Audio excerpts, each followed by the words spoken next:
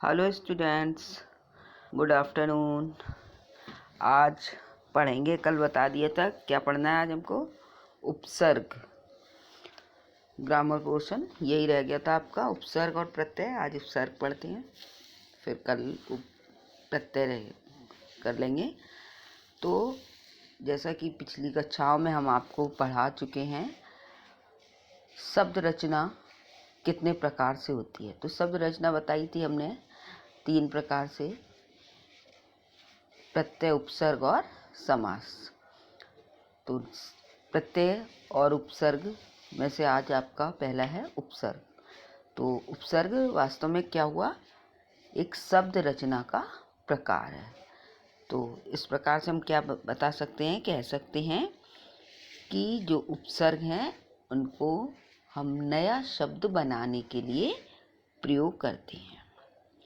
ठीक है, जो क्या होते हैं, शब्दों के प्रारंभ में या पहले जोड़ दिए जाते हैं, एक नया शब्द बन जाता है, जिससे कि उस नए शब्द का अर्थ परिवर्तित हो जाता है या कुछ विशेष अर्थ में प्रयोग होने लगता है। तो ये तो आपका हो गया परिचय से। हम इस प्रकार से उपसर्ग को परिभाषित भी कर सकते हैं कि भाषा या शब्दों, या कह सकते हैं हम कि वे शब्द या शब्दांश जो किसी शब्द के आगे या पहले प्रयुक्त होकर एक नया शब्द बनाते हैं और उसके अर्थ में परिवर्तन ले आते हैं, क्या कहलाते हैं, हमारे उपसर्ग। ठीक है बच्चों, ये हमारी भाषा में क्या हो गया, वे शब्द या शब्दांश। यहाँ आपको परिभाषा में दिया हुआ है छोटे छोटे खंड, तो खंड भी क्या कहलाएंगे, शब्दांश।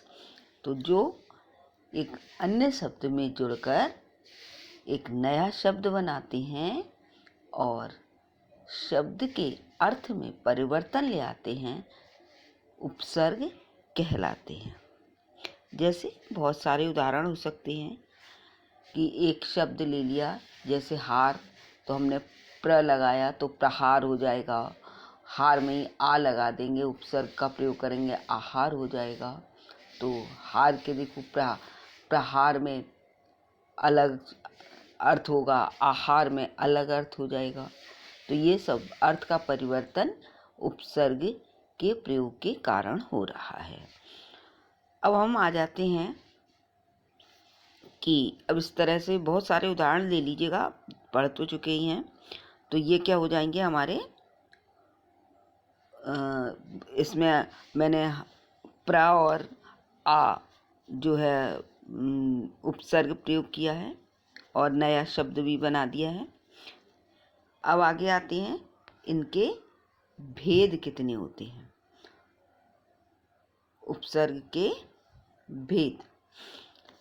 और आप हाँ इसी में ही समझ लीजिए कि उपसर्ग की क्या विशेषताएं होती हैं। उपसर्ग क्या करता है बच्चों, एक नया शब्द बनाता है, और जो जैसा परिभाषा में बताया गया कि एक नया शब्द बनता है। दूसरा, उसका जो मूल शब्द होता है उसके अर्थ में परिवर्तन ले आता है या कोई विशेषता आ जाती है। और हम बच्चों उपसर्ग का प्रयोग स्वतंत्र रूप से नहीं कर सकते। ठीक है, तो इस प्रकार से ये हो गई हमारी उपसर्ग की विशेषताएं। अब आते हैं हम उपसर्ग के प्रकार। तो उपसर्ग कितने प्रकार के बताए गए हैं आपको पिछली भी कक्षाओं में, वही हैं बिल्कुल। तो उपसर्ग हमारे 4 प्रकार के होते हैं। संस्कृत के उपसर्ग, या इन्हें हम तत्सम उपसर्ग भी कह सकते हैं। इसी तरह हिंदी के उपसर्ग, जिन्हें हम तद्भव उपसर्ग भी कह सकते हैं। तीसरा है आगत या विदेशी उपसर्ग, अर्थात दूसरी भाषाओं, दूसरे देश की भाषाओं से आए हुए शब्द या शब्दांश क्या कहलाएंगे, हमारे विदेशी या आगत उपसर्ग कहलाएंगे। लास्ट है फोर्थ, उपसर्ग के समान प्रयोग होने वाले संस्कृत के अव्यय, यानी कि सीधा सा क्या है, संस्कृत के अव्यय उपसर्ग। तो पहला ले लेते हैं हम तत्सम उपसर्ग। तो इन्हें हमने जैसा भी बताया था कि इन्हें हम संस्कृत के उपसर्ग भी कह सकते हैं या फिर तत्सम उपसर्ग कह सकते हैं। ये बहुत सारे होते हैं, ये आपको कुछ एग्जाम्पल इसमें आप पढ़ भी सक रहे होंगे। अति, अधि, अनु, अप, अभि। ये अब इनके अर्थ ही हैं। अति का अर्थ होता है बहुत अधिक या सीमा से परे। अधि का अर्थ होता है श्रेष्ठ भी और ऊंचा भी होता है। अनु का पीछे, उसके शब्द बहुत सारे हैं। जैसे अप का अर्थ होता है अनुचित करना या बुरा करना, दूर होना। अभी का अर्थ है बिल्कुल सामने या पास में या चारों ओर। जैसे अब आपका अति के अब बहुत सारे हैं, जैसे वृष्टि में जोड़ दिया तो अतिवृष्टि हो गई, यानी बहुत अधिक वर्षा होना। इसी तरह अतिक्रमण, अत्याचार, अतिरिक्त, ये सब अति के हैं। और आप अभी के देख लीजिए, अभिमान, अभिलाषा, अभिनय। अनु के अनुगमन, अनुशासन और अनुरोध। अधि में अधिवक्ता, अधिगमन और अधिगम, अधिकार, अधिकृत। इसी तरह से आपके जो ये उपसर्ग हैं वो लगकर क्या कर रहे हैं, एक नया शब्द बना रहे हैं और अर्थ में परिवर्तन ला रहे हैं। बहुत सारे हैं, आप पढ़ लीजिएगा। दूसरा है आपका हिंदी के उपसर्ग, जिन्हें हमने कहा था उन्हें हम तत्भव उपसर्ग भी कहते हैं। इनका प्रयोग क्या है, हिंदी के शब्दों के साथ ही करते हैं। जैसे अ, अध, उन, का या कु, बहुत से हैं। चौ, ये सब आप पढ़ेंगे। जैसे औ, तो औघट, औजार, औगुन, जो हमारे तत्भव शब्द हो जाता है। औगुन जैसे क्यों तत्भव कहा हमने, औगुन। अवगुण वास्तव में औगुण का क्या है, अब हमारा तत्सम शब्द अवगुण। इसी तरह से आ के बहुत सारे हैं।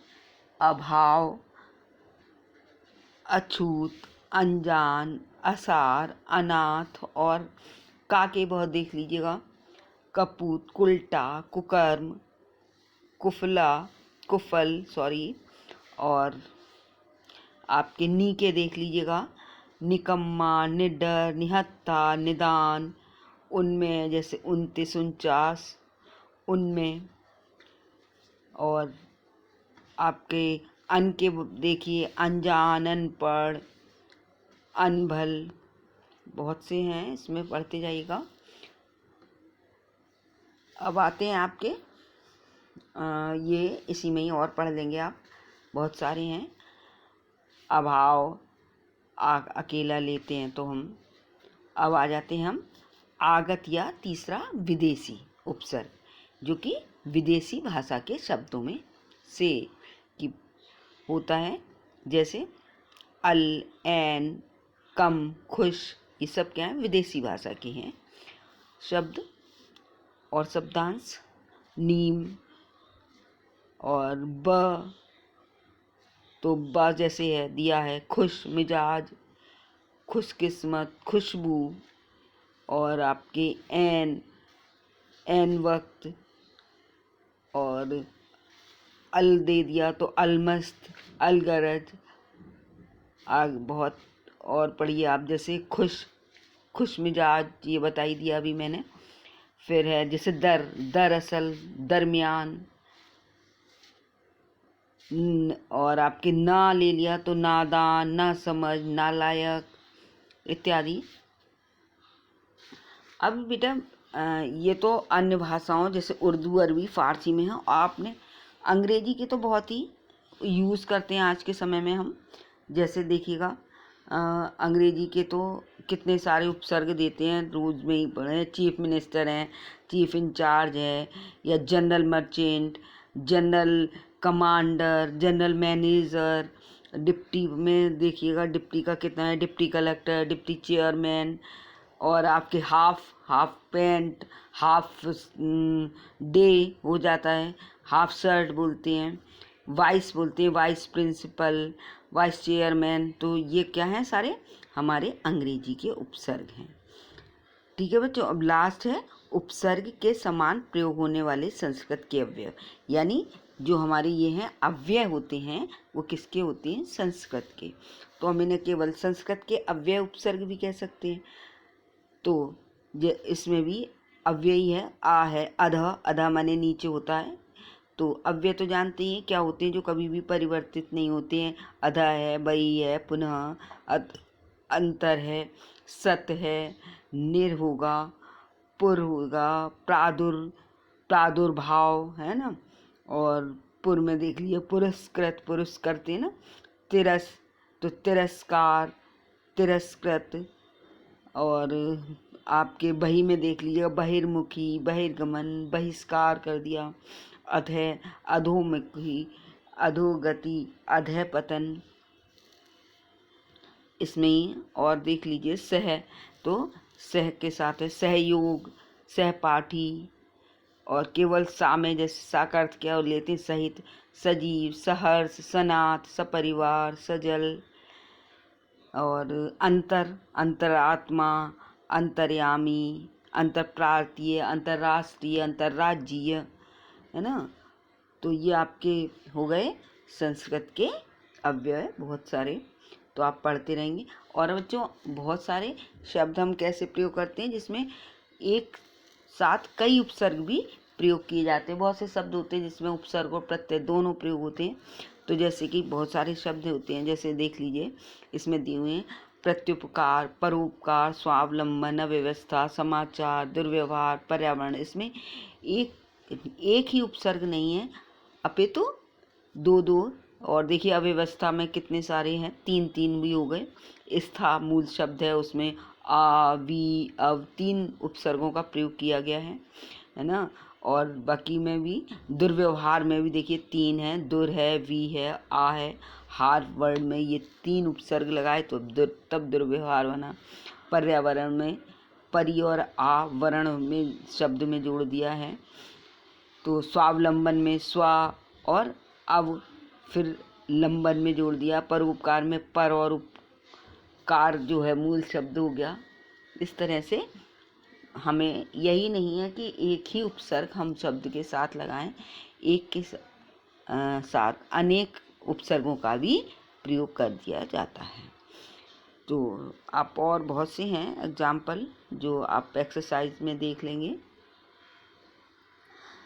तो ये आपकी कुछ एक्सरसाइज दी हुई हैं, इनको पढ़ लीजिएगा आप। और इसमें ये कर लीजिएगा फिल अपने नोटबुक में सारे जो दिए हुए हैं। और यही आपका होमवर्क हो जाएगा। इसके साथ ही मैं आपको एक होमवर्क के लिए थोड़े से वर्क लिखने का अलग से दूंगी, वो भी कर लीजिएगा इसी की फ़ोटो के साथ। ठीक है, तो आज का ये जो लेसन है अब समाप्त हुआ यहीं पर। अब होमवर्क लेकिन आपको बच्चों सारा तैयार रखना है, जो भी लेसन दिया पढ़ाया जा रहा है उसके साथ ही मिल रहा है, क्योंकि ये टेस्ट में सब कुछ आएगा। जब इसमें फर्स्ट वीक में मई में होने वाले हैं जो, और उसी अकॉर्डिंग मार्किंग होगी आपकी। थैंक्स।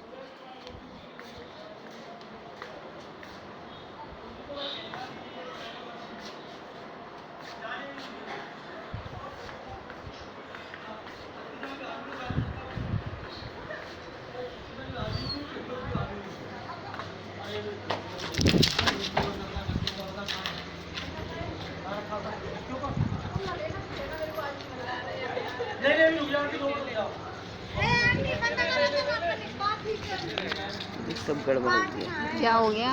कहाँ बंद करनी है?